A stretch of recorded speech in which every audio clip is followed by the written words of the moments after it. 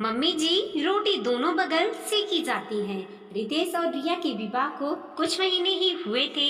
ससुराल में सास ससुर ननद देवर और पति रितेश के साथ बहू रिया भी शामिल थी। अब रिया की सास वंदना जी बहुत ही चतुर चालाक और निर्दयी महिला थी। बहू और बेटी के प्रति बिल्कुल विपरीत नजरिया रखती थी सास। धीरे धीरे रिया ससुराल के रंग में ढल गई और नकाब पहनी सासू माँ के अलग चेहरे को पहचानने लगी। सासू माँ मेहमानों के सामने ऐसे दिखाती जैसे बहू नहीं बेटी लाई हो और भरपूर प्यार के साथ ख्याल भी रखती हूँ। मेहमान के जाते ही असली रंग में आ जाती थी सास। घर में बहुत नियम बनाए थे सिर्फ बहू रिया के लिए।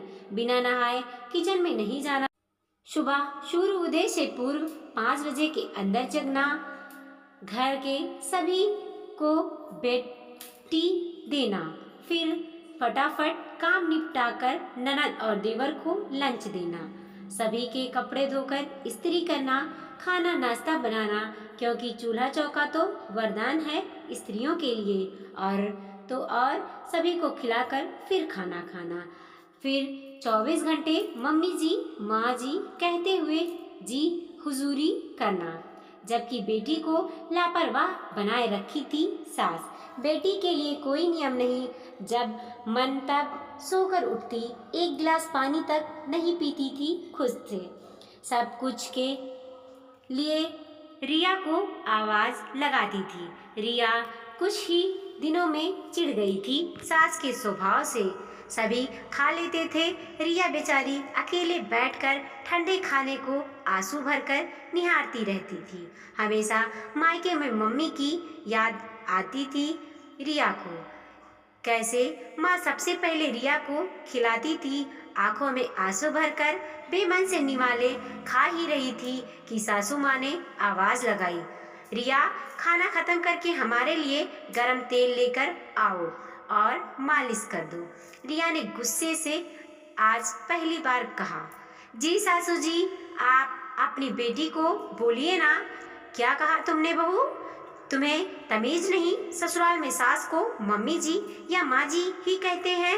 सास ने कहा, हाँ सासू जी, तमीज तो है और मालूम भी है कि सास को मम्मी जी या माँ जी बोलते हैं, पर वहाँ जहाँ सासू बहू को बेटी ना सही बहू ही समझती हो, नौकर नहीं।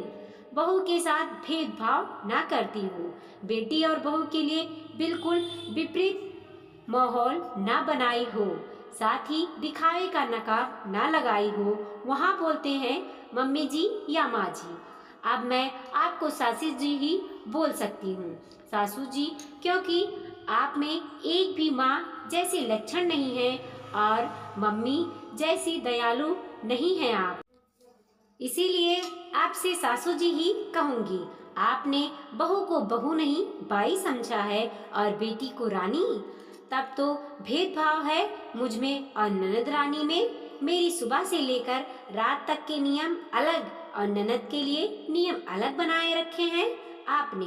कभी बेटी तो दूर बहू भी नहीं समझा आपने, तो फिर मैं माँ क्यों समझूं आपको? दिन भर अकेले काम करती हूँ, जरा भी हाथ नहीं बटाते आप लोग, ऐसे जैसे मैं थकती नहीं।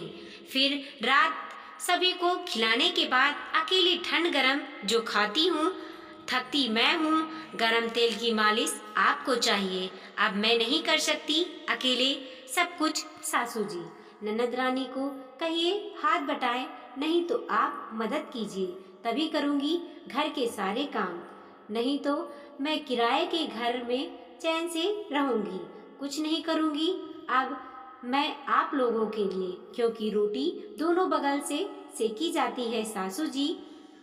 ऐसे ही रिश्ते भी दोनों बगल से निभाए जाते हैं। पहली बार रिया ने मुंह तोड़ जवाब देकर सास का मुंह बंद करा दिया। हमेशा के लिए सास के पास कहने को कोई शब्द नहीं बचे थे। वीडियो को लाइक कीजिए, कमेंट कीजिए और अपने दोस्तों के साथ ज़रूर शेयर कीजिए। चैनल पे नए हैं तो प्लीज़ सब्सक्राइब कीजिए और देखते रहिए मोटिवेशनल स्टोरी।